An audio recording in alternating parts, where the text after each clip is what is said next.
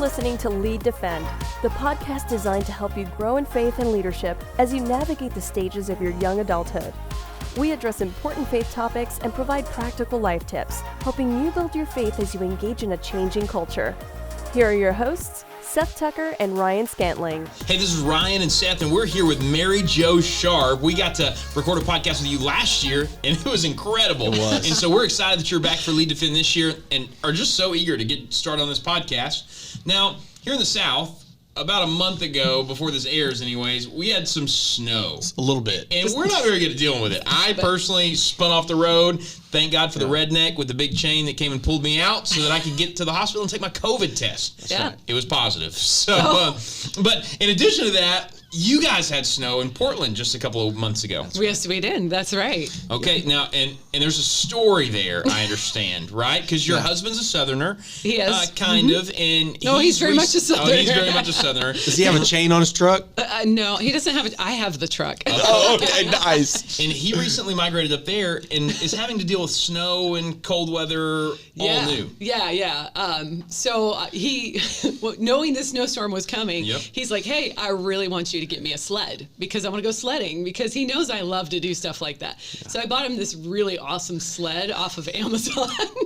And we go to the hill, we go up to the top, and he's looking at it. He gets on that sled, goes down, and he comes back up and says, I think I hurt something. And I'm like, what do you mean you think you hurt something? And he said, yeah, I think I heard something, and it wouldn't go away. You know, like it just continued. Yeah, daily. It was getting worse and worse and worse. I'm like, you need to go have that checked. Turns out he fractured his rib.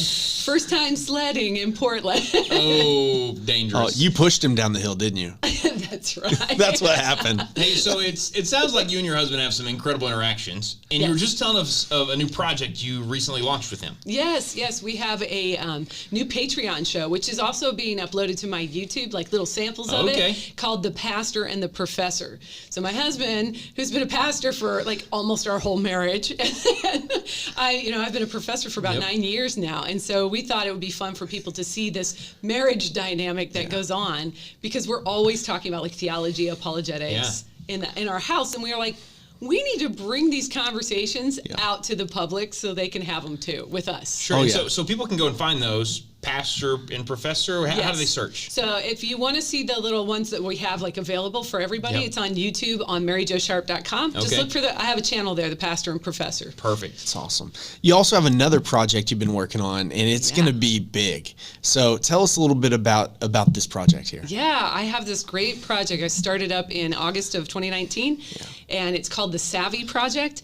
And what it's going to be is a 16 video series in apologetics for youth, but we're doing it at the highest levels of filmmaking. Wow. What we want to do is we want to deliver for free to anybody to view these addressing these student questions from the perspective of students. We're doing a kind of almost like a docu-series approach. Yeah. So you're going to see students asking questions and wrestling with things, and then you're going to have some experts engaging with that. And it's all going to be done, like I said, with top-notch filmmaking. So when we're talking top-notch, highest levels of filmmaking, are we talking Lead Defend podcast video level? Like this quality right here? All right. Of course. So this or better is what we're saying. The bigger question is this, Mary Jo, is I was checking out your website today, and you have like a list of like podcasts that you've been on, and ours wasn't on there. Oh, no. I mean, is this not the pinnacle of your career? Maybe purposeful. It might be. So, no. So what we did talk about last time, okay, in all seriousness, we talked about kind of your walk through, your wrestling with your faith, and you came to this point where you weren't sure if you wanted to leave Christian faith or to continue to walk down atheism or whatever, but you came to this point of understanding that atheism wasn't necessarily a logical other option to walk into. So if you walked out of Christianity, what would you have to walk into? And so I just wanted to walk down that path for a second. Why is atheism not a logical option? Yeah.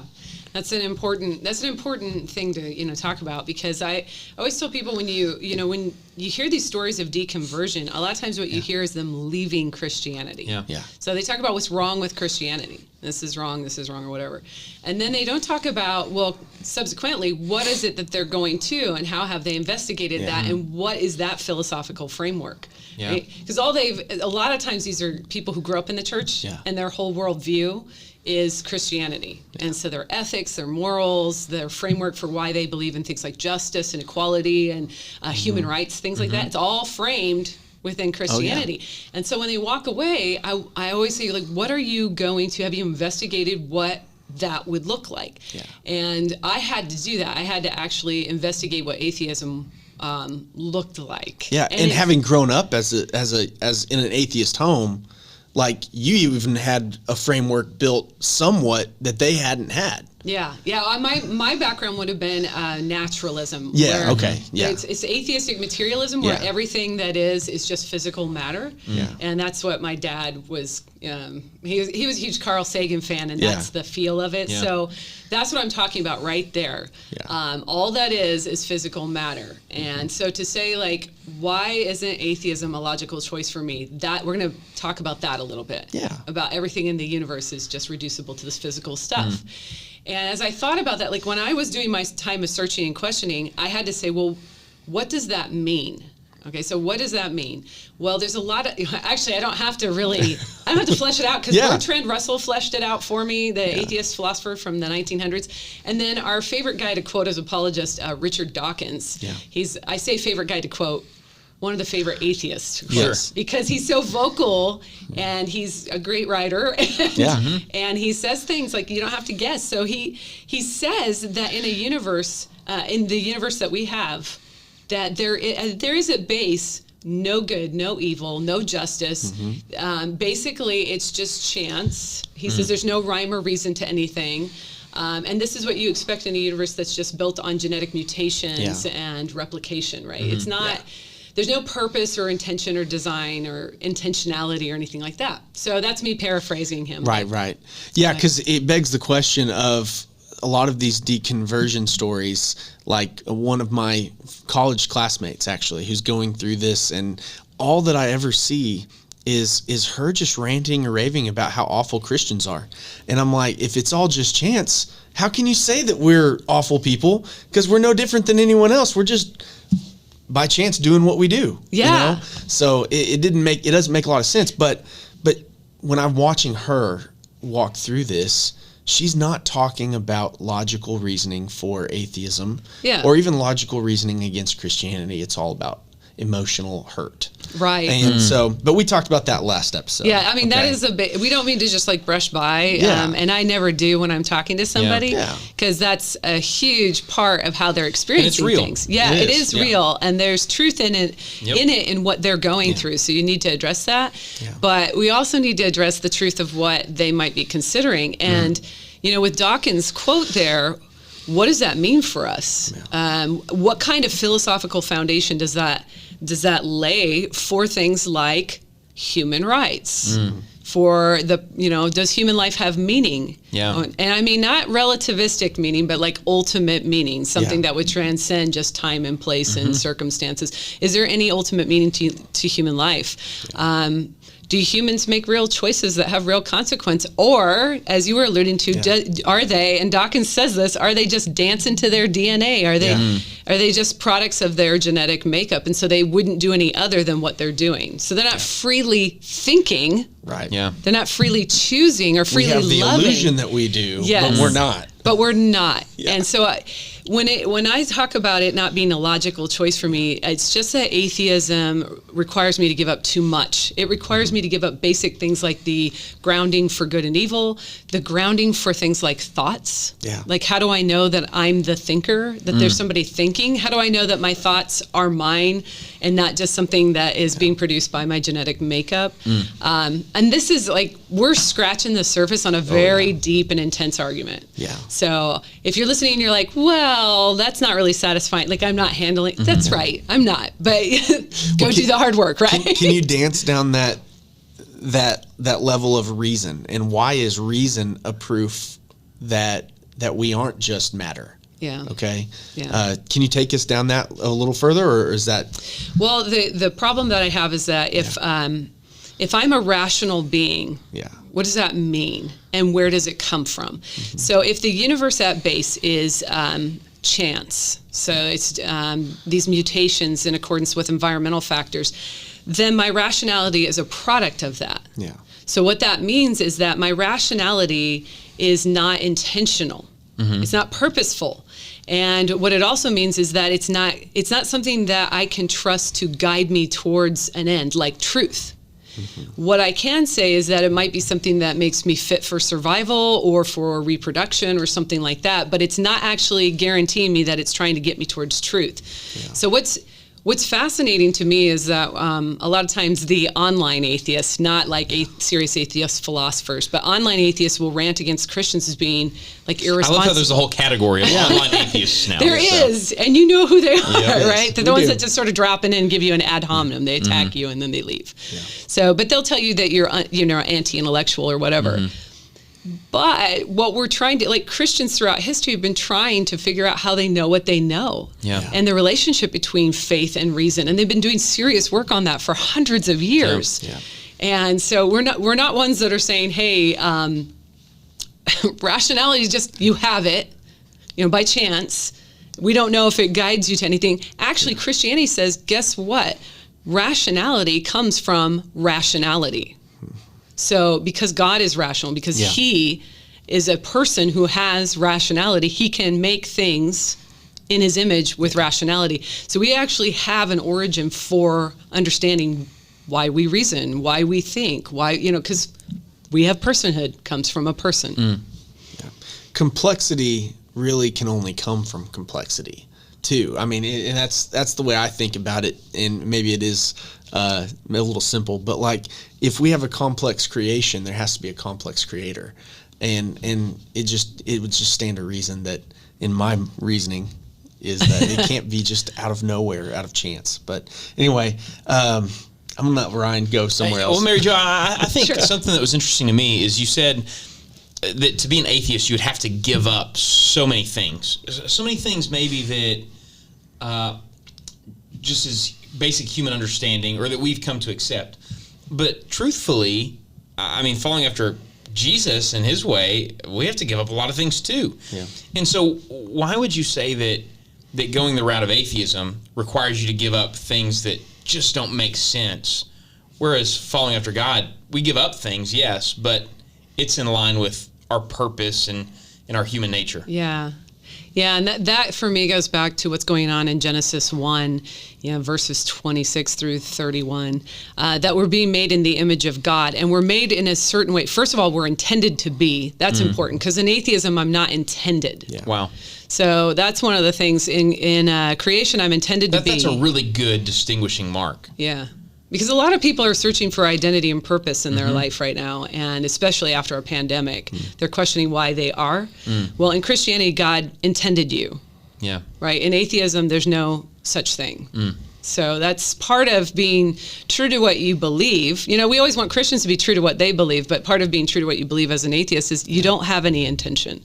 So that's part of it, is that going back to that intentionality in Genesis, in that I'm supposed to be here.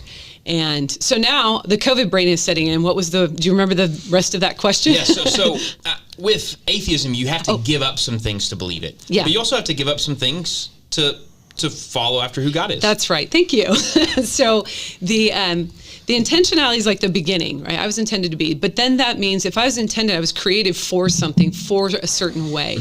And when God made Adam and Eve, you see that he made him for relationship with him. He's in relationship with him. They're, walking in the garden and all that. So there's, not only am I intended, there is purpose for me. And the highest purpose for me is, as a human, is to enjoy the relationship with the Creator. So yes, there are things that, I didn't outwork this, but yes, there are things I'm going to have to give up. Yeah, sure. But those things are the things that were not made for us to be in relationship with the Creator. That's a powerful word. And that when we give up to follow God, we're giving up things that were never good for us to begin with. Exactly. We're never healthy or purposeful anyway. Yeah, I mean, I think that's what most people think of. Well, I have to stop this and this and this. Yeah. And actually, I don't see it that way. I see it as I want to be more fully human. So God shows me how to be more fully human. I was made to be a certain way. So you can be most fully human when you're most fully submitted to God and his purposes, plans, desires, you would say. Yeah. And Christians like to say growing Christ-like. Sure. Yeah. Growing more fully human, because Christ was the most human that ever lived. You know, that's just a mind-blowing argument in and of itself, I think. So when you talk about going down the line of atheism, forces you to give up some things that we as humans have just come to accept. Why do you think it is that the Richard Dawkins types can get to the end of their atheism and say, okay, I can reconcile giving up those things? Yeah, that's a good question. We should have him on the show. Sure, you're exactly right. Yeah, Good point. I mean, my husband and I my husband's going back and doing some work in psychology. Yeah. And so we're trying to understand the psychology of belief. People tend to hold these buffet-style beliefs where they'll believe, so let's take Dawkins, who says at the base of the universe, there's no good or evil. Yeah. So that means no right or wrong or anything. Yeah. Then comes out, in other areas and says religion is evil. It's like child abuse. It's, he says these things that you can't hold both of those, right? If there's no good or evil, then you could say religion is something I don't prefer or like, but you can't call it evil definitionally because there is no grounding for evil. He's already said that. So you see people holding these contradictory beliefs where they're really not trying to outwork them all the way through, threaded through their life. So I don't mean to make light of it, but it seems expedient. And at times maybe a little intellectually lazy in that particular area. Sure. So that sounds very condemning, but it's just, you see this pattern, this buffet-style pattern. Yeah. Yeah, and you see that in not only in the atheist that is working things through and writing great books and doing all that he has done, but you see it also in that online atheist as well. Yeah. Is the lack of following through that thought process, because they will call a Christian out as being whatever they want to call you, but call you evil basically. But yet, if they followed their rationale, they just don't follow it through. So, Mary Jo, let me ask this question, because I think in the same way, Christians can be really prone to cherry pick arguments that are really easy, like gotcha kind of statements. So how do we as Christians really, one, I guess, guard ourselves, and two, make great logical but also faith-based arguments that are not just cherry picked against certain atheistic themes? Is that a fair question? Yes. Let's turn it around, because we've beat up on some atheists, right? And we didn't. That's right. And I didn't mean to, but no, we both did. Yeah. But we want to make sure and point the finger back at the Christians. And for me, Christians, we need to be a little less intellectually lazy ourselves. Yeah. We need to know our God. And the thing that bothers me is that people will say, God is the creator of the universe. And then they'll say, well, I got saved. I have Jesus and that's it. That's all I need. And it's like, is it really? Because don't you want to know the being that created you? So for one, I would say we need to, as churches and even individuals in the church, we need to hold ourselves accountable to know our God at whatever level we're capable at. Not everybody's going to go off to seminary, and not everybody can get a philosophy degree, but at whatever level, always be learning about God. And then to avoid cherry picking, Jesus actually told us what to do in Luke 6:31. He said, do unto others as you want others to do unto you. Wow. So just don't cherry pick people's arguments, because you don't want them to cherry pick when they're dealing with you. So be cautious when something's too easily digestible and you can just throw it at an atheist, right? Because that probably means you're doing that very thing. Well, and online, when you're attacking folks, if all else fails, just attack their grammar. Seems to be the winning strategy. It does. That's all I read anyways. So. Somebody attacked your grammar? I don't make online statements very often. So I'm not good I only either get way. in trouble online. So yeah. It's hard online because you can't be in person. It's not incarnational, and so. Oh yeah, my wife will she will critique anything that I put online, so I just don't post anything. That's the way I work. Hey, that's probably best that your greatest critiquer is right there living with you, though. Oh, so she's always been my greatest critic. Mary Jo, if you had one word, like one parting shot to give to this 17 to 25-year-old audience, to just implore them to follow Jesus well, but also to know what it is that they believe, what would you challenge them with? I would challenge them. It goes back to my book to be very cautious about the behaviors of Christians not being the litmus test for the truth of Christianity. Because there's a lot of that going on right now. Christians are being judged by the behaviors of other Christians. Actually, let me say this better. Christianity and Jesus are being judged by the behaviors of Christians. And that's a real unfortunate thing that's happening. So there's a lot that we could do a whole show on that. We probably did it last time, but no, we didn't. But I would be cautious about that when you find yourself. That's where I found myself. I found myself growing where I wasn't getting along with the church. We had a lot of tension. But it wasn't Jesus's fault. And the truth of Christianity still remains no matter what's going on around us or how crazy our world becomes. And so really get to know what your Bible is teaching you. Read it. Spend a whole month just going over Luke or John or something, and just go back to it and back to it and back to it until you find new things. So that way you can test what's being said to you, like Paul said to do in First Thessalonians 5:21. Test everything. Well, and the last thing before we leave people is you wrote a book about a year and a half ago, and so just give people a short synopsis of that book so that they know where to go buy it, and we'll include that in the show notes. Yeah, so that's Why I Still Believe, and it's the former atheists reckoning with the bad reputation Christians give a good God. And so that's a good synopsis of what's going on. It's me dealing with the T-shirt's coming out soon. That's right. The hypocrisy that I encountered in the church, and then the arguments that led me back to belief in God. And so they can go buy that on your website? They can buy it at Amazon.com. Oh, look at that. Amazon. Good stuff. Hey, thank you so much for joining us today. Thank you, Mary Jo, for being with us. And we're excited for your Lead Defend message. And in fact, we're going to link that in the show notes too, so that you can go and watch that also. So thank you so much for being with us. Yeah, thanks for having me. That's it for this episode of Lead Defend. Until next time, check out our website at leaddefend.org for details on the next Lead Defend conference, or shoot Seth and Ryan an email at leaddefend@absc.org. If you want to help us out, rate and review Lead Defend on your podcast app, and make sure to subscribe so you don't miss an episode. Thanks for listening. Now go lead. A podcast from the Arkansas Baptist State Convention.